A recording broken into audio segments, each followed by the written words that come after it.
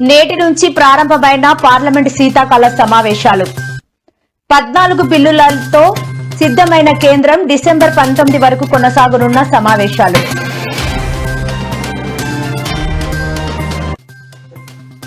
రైతు బంధు రుణమాఫీపై కుట్ర, రేవంత్ సర్కార్పై హరీష్ రావు ఫైర్.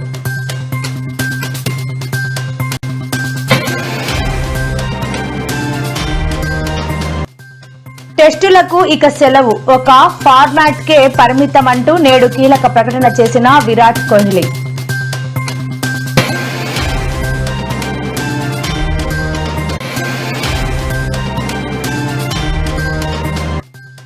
ఈ నెల 8-9 తేదీల్లో తెలంగాణ రైజింగ్ గ్లోబల్ సమ్మిట్. ప్రధాని మోదీ, రాహుల్ గాంధీ, ఖర్గేలకు ఆహ్వానం పంపిన రేవంత్ సర్కార్.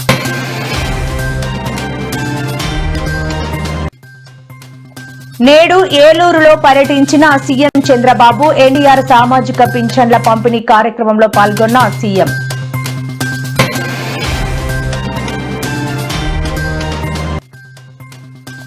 ఆంధ్రప్రదేశ్లో పలు చోట్ల భారీ నుంచి అతి భారీ వర్షాలు. మత్స్యకారులు సముద్రంలోకి వెళ్లవద్దని హెచ్చరికలు జారీ చేసిన అధికారులు. పార్లమెంటు శీతాకాల సమావేశాలు ఉదయం 11 గంటలకు ప్రారంభమయ్యాయి. లోక్సభ, రాజ్యసభ సమావేశమైన వెంటనే ఇటీవల మరణించిన సభ్యులకు ఉభయ సభలు సంతాపం ప్రకటించాయి. ఈ సమావేశాల్లో 14 కీలక బిల్లులను ప్రవేశపెట్టేందుకు కేంద్ర ప్రభుత్వం సిద్దమవ్వగా, పలు ప్రజా సమస్యలపై అధికార పక్షాన్ని నిలదీసేందుకు విపక్షాలు వ్యూహాలు సిద్దం చేశాయి. కొత్తగా తెచ్చిన 4 లేబర్ కోడ్లు, ఢిల్లీలో జరిగిన పేలుడు, జాతీయ భద్రత, పెరుగుతున్న కాలుష్యం, రైతులకు కనీస మద్దతు ధర వంటి అంశాలపై ప్రభుత్వాన్ని ఇరుకున పెట్టాలని ప్రతిపక్షాలు నిర్ణయించాయి. ఈ క్రమంలో ఓటర్ల జాబితా సవరణపై చర్చించాలని కోరుతూ కాంగ్రెస్ పార్టీ లోక్సభలో వాయిదా తీర్మానం ప్రవేశపెట్టింది.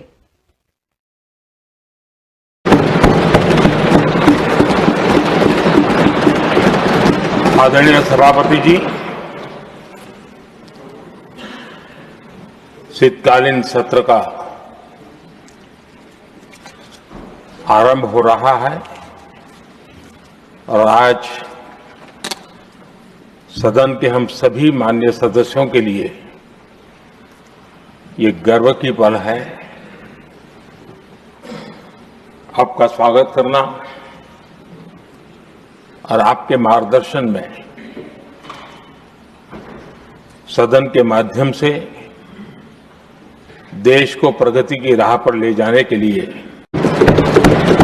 आपका अभिनंदन करता हूं.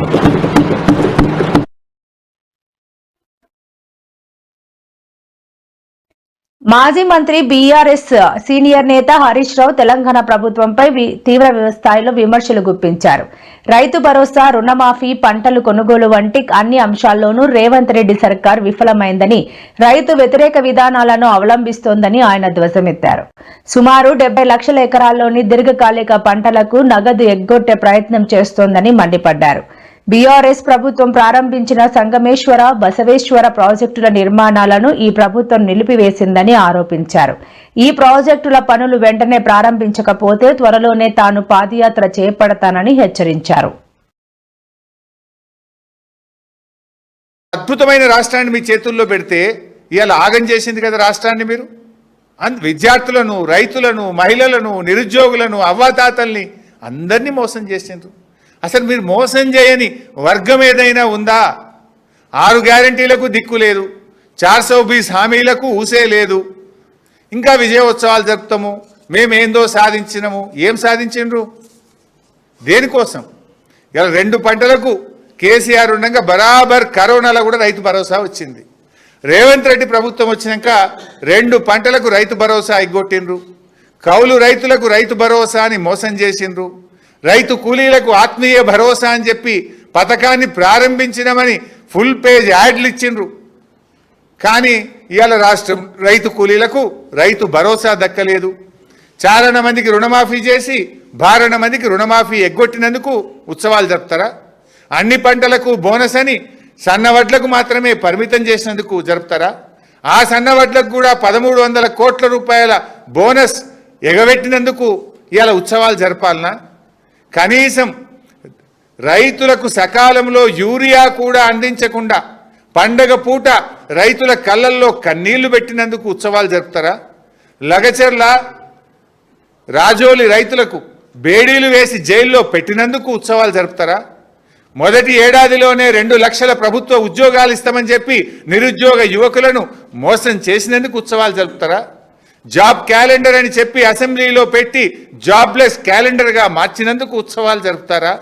మహాలక్ష్మి పేరు మీద నెలకు 2,500 ఇస్తామని అక్కా చెల్లెళ్ళని మోసం చేసినందుకు ఉత్సవాలు జరుపుతారా? ఆడబిడ్డలకు తులం బంగారం ఇవ్వనందుకు ఉత్సవాలు జరుపుతారా? అవ్వా తాతలకు పింఛన్ పెంచకుండా ఇచ్చే పెన్షన్ 2 నెలలు ఎగ్గొట్టినందుకు ఉత్సవాలు జరుపుతారా? హైడ్రా పేరిట పేదల బతుకులు కూల్చినందుకు ఉత్సవాలు జరుపుతారా? మూసీ సుందరీకరణ పేరుతో కమిషన్లు దండుకున్నందుకు ఉత్సవాలు జరుపుతారా? ఎందుకు ఉత్సవాలు జరుపుతావు రేవంత్ రెడ్డి గారు చెప్పును? ఇంకెంతకాలం మోసం చేస్తావు? ఇంకెంతకాలం ఈ రాష్ట్ర ప్రజల్ని మభ్యపెడతావు?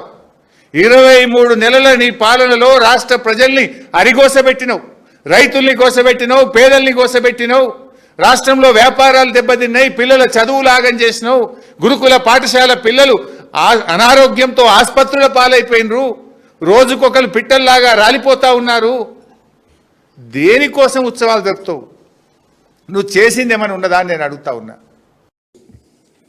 బట్టి విక్రమార్క గారు, శ్రీధర్ బాబు గారు ప్రెస్ మీట్ పెట్టారు, చాలా విషయాలు మాట్లాడినారు. సరే, ఒక అడుగు ముందుకేసి తమ స్థాయిని దించుకునే విధంగా నన్ను పట్టుకొని అన్ఫిట్ ఫర్ పాలిటిక్స్ అనేటువంటి మాట బట్టి విక్రమార్క గారు నన్ను ఉద్దేశించి మాట్లాడారు. సరే, బట్టి విక్రమార్క గారు అన్నట్టు నేను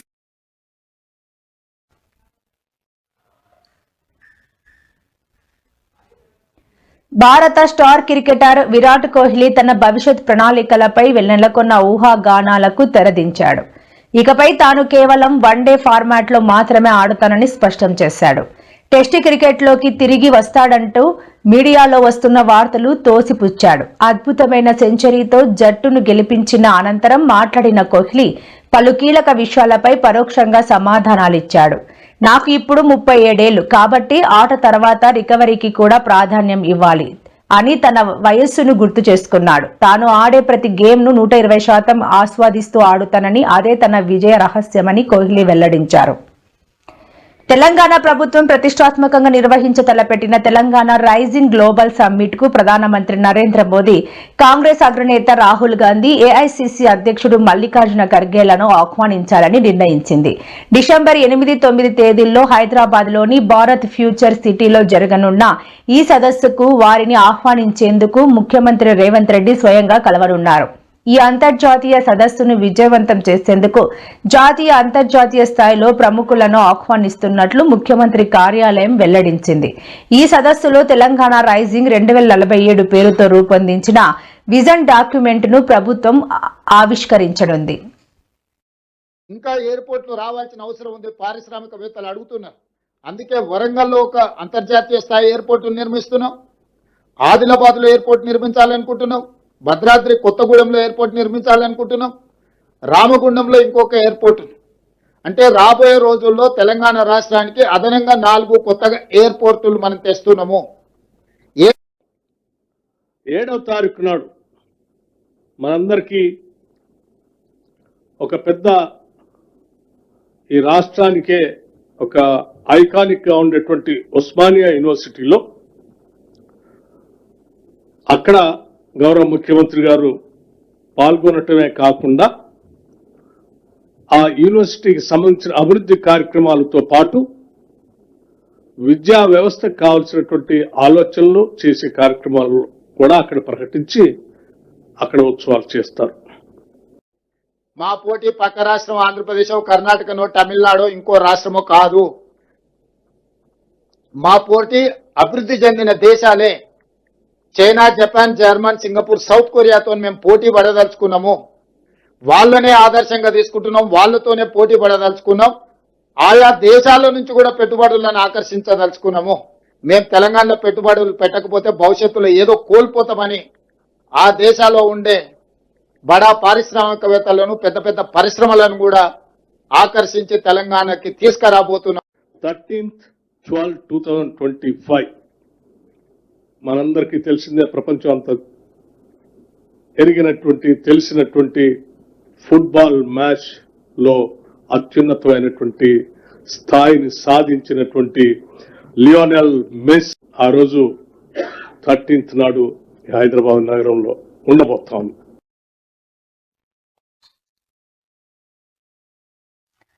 పార్లమెంట్ శీతాకాల సమావేశాల సందర్భంగా ప్రధానమంత్రి నరేంద్ర మోదీ విపక్షాలపై తీవ్ర స్థాయిలో విరుచుకుపడ్డాడు.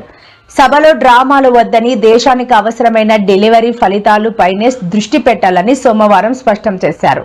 నినాదాలు చేయడానికి हमारी ये नई पीढ़ी के आ रहे नौजवान सांसद पहले को भी लाभान्वित नारे लेकिन के लिए సీటులో కూర్చున్నాడు. దీంతో ఆగ్రహానికి గురైన ఓ మహిళ, మేము కర్చీఫ్ వేసిన సీట్లో ఎలా కూర్చుంటావంటూ అతడితో వాగ్వాదానికి దిగింది. మాట పెరగడంతో ఆమె సహనం కోల్పోయి సదరు ప్రయాణికుడు జుట్టు పట్టుకొని దాడి చేసింది. ఈ అనూహ్య పరిణామంతో అతడు నివ్వెరపోయాడు. తోటి ప్రయాణికులు చూస్తుండగానే ఈ గొడవ జరిగింది. ఆంధ్రప్రదేశ్లో కూటమి ప్రభుత్వం మహిళలకు ఆర్టీసీ బస్సుల్లో ఉచిత ప్రయాణ సౌకర్యం కల్పించిన విషయం తెలిసిందే. ఈ నేపథ్యంలో సీట్ల కోసం తరచూ ఇలాంటి వివాదాలు జరుగుతున్నాయని ప్రయాణికులు వాపోతున్నారు.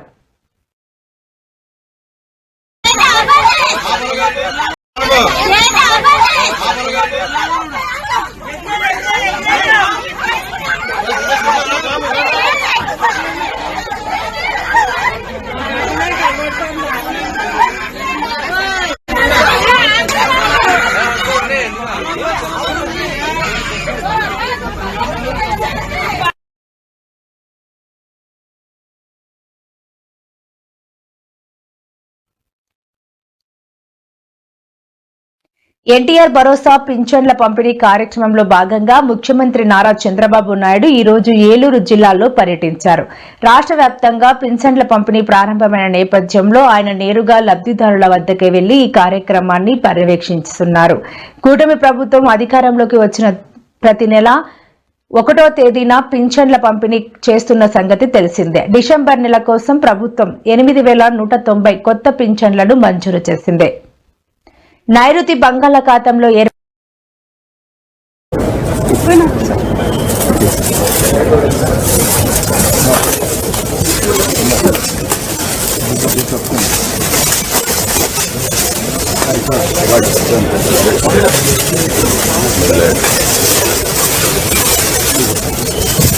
జిల్లాలో చిరుధాన్యాలను ఎంకరేజ్ చేయాల్సింది. చిరుధాన్యాలు కూడా లాభం లేదు, హార్టికల్చర్ అయిపోతున్నాయి. సరే, కొర్రలు, ఆరికలు, వరిగలు, సామలు ఇవన్నీ మేము ఆ రోజు మీకు హామీ ఇచ్చాం. సూపర్ 6 అన్నాం. సూపర్ 6 అంటే చాలా మంది ఎగతాళి చేశారు, అసాధ్యం అన్నారు. ఈ రోజు చెప్తున్నా, సూపర్ 6ని సూపర్ హిట్ చేసింది ఎన్డీఏ ప్రభుత్వాన్ని మరొకసారి విజ్ఞప్తి చేస్తున్నాను. అమరావతి పనులన్నీ ముమ్మరంగా జరుగుతున్నాయి. మన పిల్లలకు ఉపాధి కల్పించాలంటే మీరు ఇక్కడ చేసే ఉద్యోగాలే కాకుండా అక్కడ ఉద్యోగాలు కల్పించే దిశగా ముందుకు పోతాం.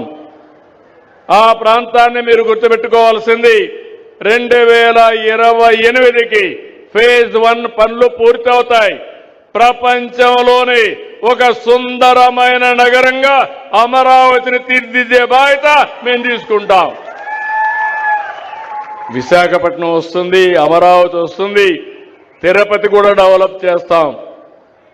అక్కడ వెంకటేశ్వర స్వామి ఉన్నాడు. వెంకటేశ్వర స్వామి పేరు చెప్తే ప్రపంచంలో ఉండే హిందూస్ అంతా తిరుపతికి వచ్చే పరిస్థితికి వస్తారు. దాన్ని కూడా డెవలప్ చేస్తాం. కానీ మీరు పదే మా మిత్రుడు పవన్ కళ్యాణ్ గారు చెప్తా ఉంటారు, రాబోయే 15 సంవత్సరాలు ఎన్డీఏ ప్రభుత్వం ఈ రాష్ట్రంలో ఉండాలనేది ఒక ఆకాంక్ష. దిత్వా తుఫాన్ తీవ్ర వాయుగుండంగా బలహీనపడింది. శ్రీలంక తీరాన్ని తాకిన అనంతరం ఉత్తర వాయువ్య దిశగా కదులుతూ బలహీనపడినట్టు రాష్ట్ర విపత్తుల నిర్వహణ సంస్థ ఏపీఎస్డీఎంఏ వెల్లడించింది. అయితే దీని ప్రభావంతో ఆంధ్రప్రదేశ్లోని పలు జిల్లాల్లో భారీ నుంచి అతి భారీ వర్షాలు కురిసే అవకాశం ఉందని హెచ్చరించింది. వర్షాల హెచ్చరికల నేపథ్యంలో నెల్లూరు, తిరుపతి జిల్లాల్లో కొన్ని చోట్ల భారీ నుంచి అతి భారీ వర్షాలు కురిసే సూచనలున్నాయి. కోనసీమ, పశ్చిమ గోదావరి, కృష్ణా, గుంటూరు, బాపట్ల, ప్రకాశం, కడప, అన్నమయ్య, చిత్తూరు జిల్లాల్లో మోస్తారు నుంచి భారీ వర్షాలు పడొచ్చని అధికారులు తెలిపారు. అవకాశం ఉన్నట్టుగా మనం ఫోర్కాస్ట్ ఇస్తున్నాం. వీటి ప్రభావం చేత మనకి దక్షిణ కోస్తా వరకు చూసుకుంటే అయితే నెక్స్ట్ కమింగ్ 4 to 5 days వరకు కూడా ఒక మోస్తరు వర్షాలు ఆల్మోస్ట్ మెనీ ప్లేసెస్ లో వచ్చేటువంటి అవకాశం ఉన్నట్టుగా.